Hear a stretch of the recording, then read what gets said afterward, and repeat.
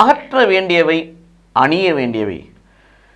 இயேசு கிறிஸ்துவுக்குள் பிரியமான என் சகோதர சகோதரிகள், இந்த நிமிட நட்சத்திரிக்கு இயேசுவின் நாமத்தில் நான் உங்களை அன்போடு அழைக்கிறேன். அகற்ற வேண்டியவை, அணிய வேண்டியவை. அகற்ற வேண்டியவை எவை? ஆடம்பரமும் இன்பமும் அகற்றப்பட வேண்டும். அனிதமாய் சேர்க்கப்படக்கூடிய செல்வங்கள் அகற்றப்பட வேண்டும். வீண் பெருமைகளும் வீண் நாட்டங்களும் அகற்றப்பட வேண்டும். பிறருக்கு தீமை செய்கின்ற மனோபாவம் அகற்றப்பட வேண்டும். நம்மிடத்தில் பாவங்கள், குற்றங்கள், குறைகள் அறிக்கை செய்யும் வழியாக அந்த பாவங்கள் அகற்றப்பட வேண்டும். பிறர் நமக்கு எதிராய் குற்றங்கள் செய்திருந்தாலும், நாம் பிறருக்கு எதிராய் குற்றங்கள் செய்தாலும் மன்னித்து அந்த குற்றப்படைகளை நீக்குவது அகற்றப்பட வேண்டும். நம்மிடத்தில் கூடிக்கொண்டிருக்கிற எசேக்கியேல் 18:31 பிரகாரம் நமக்குள் கூடிக்கொண்டிருக்கிற அக்கிரமங்கள், அநியாயங்கள், குற்றங்கள் அனைத்தையும் தூக்கி எறிய வேண்டும். இவையெல்லாம் அகற்றப்பட வேண்டியவை.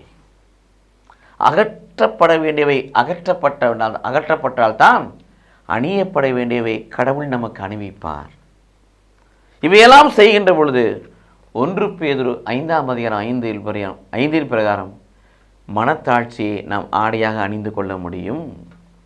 ஏசாயா 61:10 பிரகாரம் மீட்பின் ஆடையை, நீதியின் மேலாடையை நாம் அணிந்து கொள்ள முடியும்.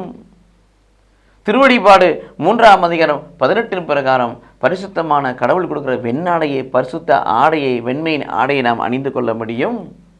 கொலோசையர் 3:14 வாசிப்பது போல அன்பு சகல பண்புகளையும் பிணைக்க வல்லது என்று சொல்வது போல எல்லா பண்புகளையும் நாம் ஆடையாக அணிந்து கொள்ள முடியும். ரோமர் 14:13-14 வாசிப்பது போல கிறிஸ்துவையே ஆடையாக அணிந்து கொள்ள முடியும். கனிகள் கொடுப்பதிலே நிலைத்திருப்போம். கனிவோடு வாழ்வதிலே சிறந்திருப்போம்.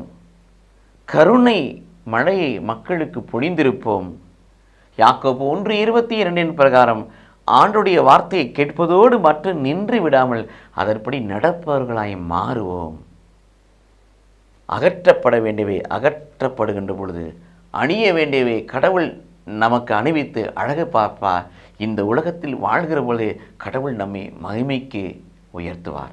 கடவுள் நம்மை ஆசீர்வதிப்பாராக. ஆமென்.